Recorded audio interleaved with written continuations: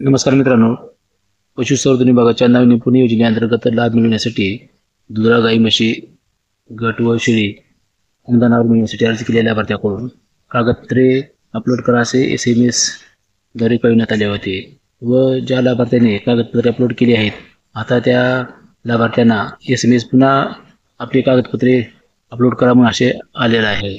तर पशुसंवर्धन विभागाच्या अधिकाऱ्याकडून कागदपत्राची पडताळणी केल्यानंतर काही त्रुटीमध्ये कागदपत्रे आल्यानंतर त्या लाभार्थ्यांना पुन्हा हा SMS आलेला आहे। परंतु SMS मध्ये कागदपत्रे कोणते अपलोड करायचे हे आपल्याला समजत नसल्याने काही लाभार्थ्यांनी आपल्याला फोन करून विचारला व त्याने विचारणा केल्यानंतर ते कसे पाहायचे हे आपल्याला समजत नाही। हे पाहण्यासाठी आपला काय करावं लागेल तर ते कसे पाहायचे हे आपण या व्हिडिओच्या माध्यमातून पाहणार आहोत। तत्पूर्वी चॅनलवर नवीन असेल तर चॅनलला जरूर सबस्क्राईब करा आणि बेल नोटिफिकेशन करा, अशीच माहिती पूर्ण व्हिडिओ तुम्हाला मिळत जातील। चला तर मग व्हिडिओला सुरुवात करूया।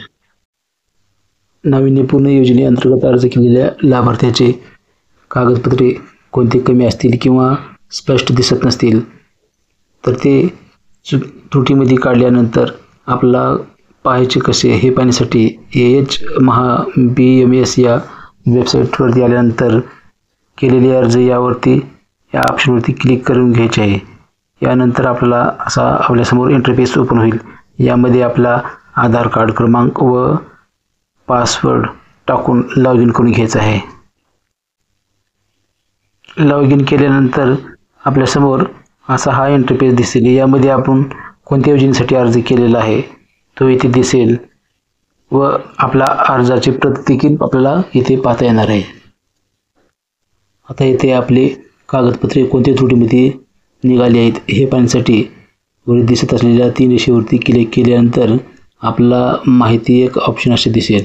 यावरती क्लिक करून घेतल्यानंतर आपल्याला आपले कागदपत्र कोणते आहेत त्रुटीमध्ये सापडलेले ते इथे पाहायला दिसत आहेत। तर इथे बघा, योजना जिल्हास्तरीय योजना दुधाळ गाई म्हशी वाटप करणे अर्ज क्रमांक, यामध्ये 7/12 मध्ये लाभार्थ्याचे नाव नसल्यास कुटुंबाचे संमतीपत्र अथवा दुसऱ्याची नवीन भाडे तत्वावर करारनामा रद्द झाला आहे, कारण इनव्हॅलिड कागदपत्र स्पष्ट नाही, परत अपलोड करा। त्यानंतर बघा दुसरा रिझन आहे अपत्य दाखला अनिवार्य, सोय घोषणापत्र रद्द झाला आहे, कारण डाटा नाही, परत अपलोड करा।